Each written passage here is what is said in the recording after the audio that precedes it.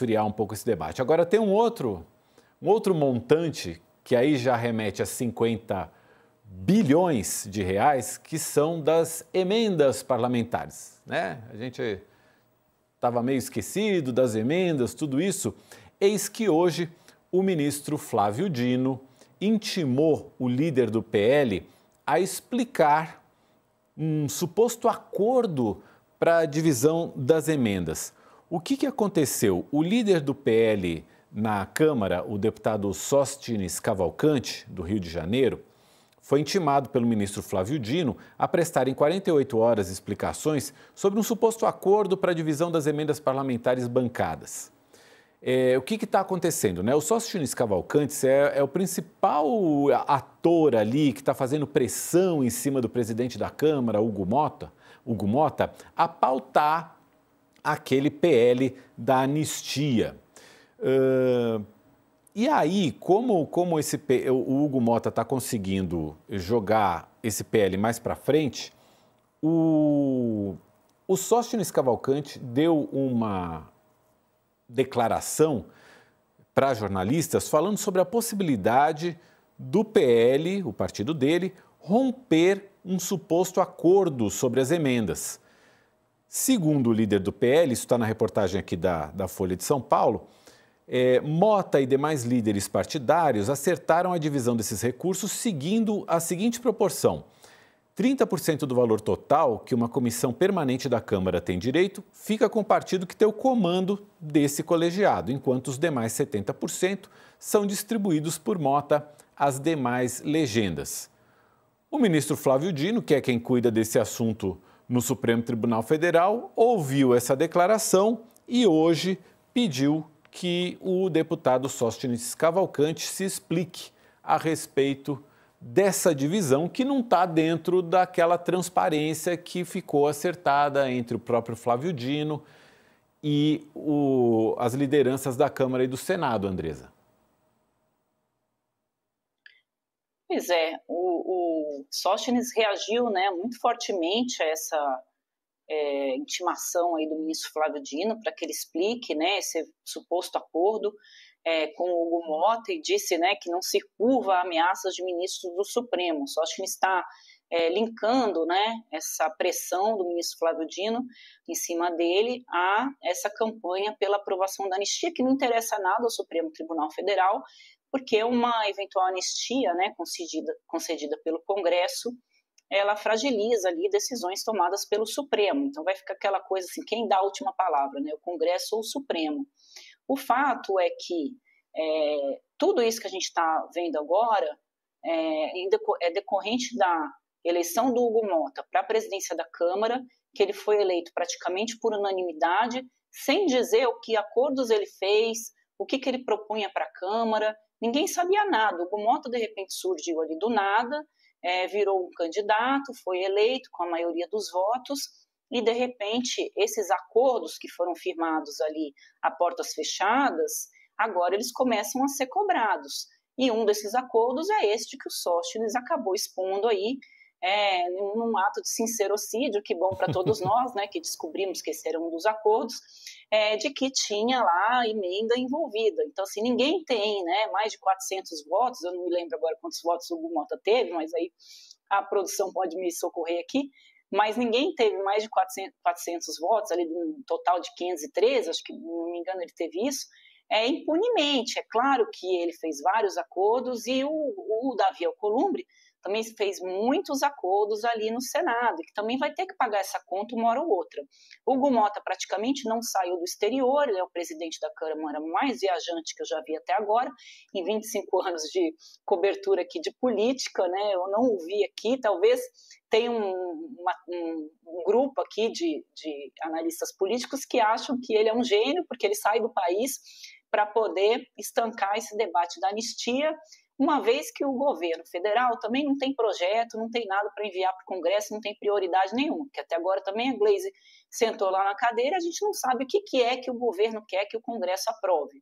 Né, aprovou o orçamento, tem a questão do imposto de renda e o que mais? Quais são os grandes debates do país que o governo quer que o Congresso encaminhe? A gente não viu isso, Então, enquanto isso, o Hugo Mota continua viajando, de vez em quando ele passa por aqui e vai empurrando esse assunto com a barriga. E agora virou um abacaxi, né? O assunto aí bem indigesto, porque não cabe só o Sóstenes ter que dar explicação, vai ter que pedir também para o Hugo Mota falar se, afinal, ele fez ou não um acordo com os líderes. Só para a nossa audiência entender, Mauro, do que a gente está falando, as comissões da Câmara são comissões formadas por grupos menores de parlamentares que discutem os projetos em temas, né? As comissões são divididas por temas, saúde, educação, tem a Constituição e Justiça para ver se os projetos são constitucionais. Cada comissão dessa tem 50, 60 deputados, dependendo da comissão, e essas comissões têm direito a um volume de recursos que elas podem direcionar, esse direcionamento geralmente para projetos nacionais ou regionais de interesse daquela comissão e não de parlamentares específicos. Então, o que está sendo acordado aí por baixo dos panos aí do Hugo Mota? Que esses valores das comissões ficariam um pouquinho com a comissão, como você colocou, e o restante dos valores, acho que 70%, seria dividido entre alguns parlamentares, que são líderes, e aí esses líderes escolhem quem são os deputados das suas bancadas que vão escolher. Então, o que diz a Constituição? Que a distribuição dos recursos tem que ser equânimes, todos os parlamentares têm que ter o mesmo volume de recursos para mandar para suas bases. E isso está sendo desrespeitado desde que a gente revelou lá o orçamento secreto, porque foi exatamente isso que aconteceu. Alguns parlamentares tinham muito dinheiro para direcionar. Então, o que o Flávio Dino está pedindo? Que se for fazer dessa forma, direcionar para alguns deputados, vai ter que colocar no papel quem são esses deputados, porque era secreto, porque ninguém sabia quem eram. Isso não muda muita coisa, né? Mas, enfim, é isso que o Congresso está fazendo com o recurso, esses recursos que deveriam melhorar a vida de todos nós e que, na verdade, né, estão sendo utilizados aí de uma forma pouco republicana. Agora, toda essa pressão do Sóstenes Cavalcante é por causa do projeto de lei da anistia aos participantes dos atos de 8 de janeiro. Tanto que o post que ele fez hoje, reagindo a esse pedido de explicações do Flávio Dino, diz o seguinte: o parlamento é livre, deputado eleito pelo povo não se curva a ameaças de ministro do STF, fazemos política com transparência dentro da Casa do Povo e a luta pela anistia é justa, constitucional e legítima. Professor Paulo, hoje o presidente do Supremo Tribunal Federal, o ministro Barroso, deu uma entrevista ao Globo em que ele fala que anistia, ele acha que não cabe porque anistia é perdão. Então ele fala, tem gente que não foi nem julgada ainda, como é que vai ser perdoada? Mas ele meio que dá um caminho, que seria o Congresso. Ele fala assim, se as queixas são de que as penas são exageradas, o Congresso pode mudar a pena para esse tipo de crime, pode dizer que atentado violento ao Estado Democrático de Direito é diferente de golpe de Estado e que se os dois são ao mesmo tempo, que as penas não se somam ou tem alguma atenuante aí no meio, enfim. Ele meio que dá um caminho legislativo. A tendência é que essa questão da anistia acabe se acomodando num acordão aí entre poderes? Me parece que sim, né? Inclusive por essas últimas declarações do presidente do STF, me parece que sim. E de fato, né, a gente não pode levar em consideração que, enfim, guardar as devidas proporções dos problemas da nossa anistia pós-ditadura militar, né, que se assemelha, por exemplo, com o caso espanhol, que eu conheço razoavelmente bem, né, de você perdoar junto àqueles que atentaram contra o Estado que era ilegítimo, aqueles que tomaram o Estado via golpe de Estado, né? Ilegítimo em 1964, ok, vamos para uma democracia, uma nova república e vamos seguir.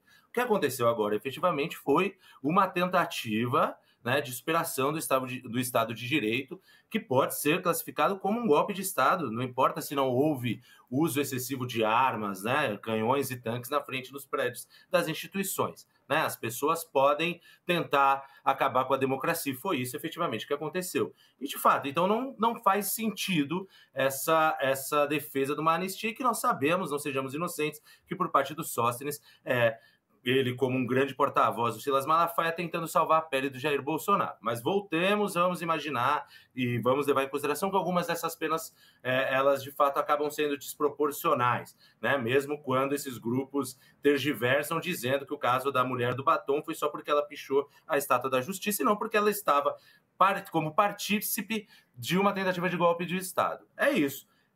O Legislativo legisla. O Legislativo pode buscar alterar leis para atenuar e aí sim levar, né, para um debate com o STF de a partir de quando pode se aplicar essas leis revistas para atenuar alguma dessas penas. E acho que esse deve ser o caminho. Agora, se a gente leva efetivamente por uma anistia, né, por uma aprovação de lei da anistia, nós teremos claramente aberto uma possibilidade de contestação da divisão dos três poderes do STF, que está sendo muito questionado, muito criticado com essa fala absurda do Sóstenes aí no X, dizendo que ele não pode se curvar a ameaças.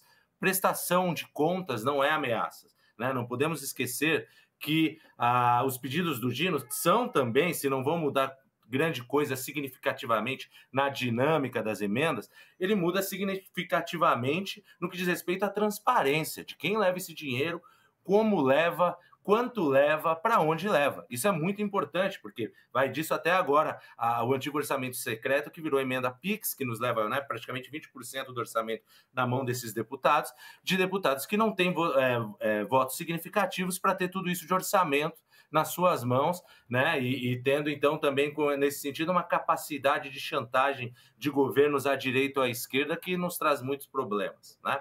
Então, eu acho que a lei da anistia cada vez fica mais difícil e esses acordos, né, para mudança nas leis parecem ser o mais óbvio nesse momento, pelo menos o mais lógico, mas ponderar que nós precisamos também retomar algo que foi muito desgastado nos últimos anos, que é o nosso princípio de transparência, porque toda democracia precisa de liberdade, mas ela precisa de controle e transparência.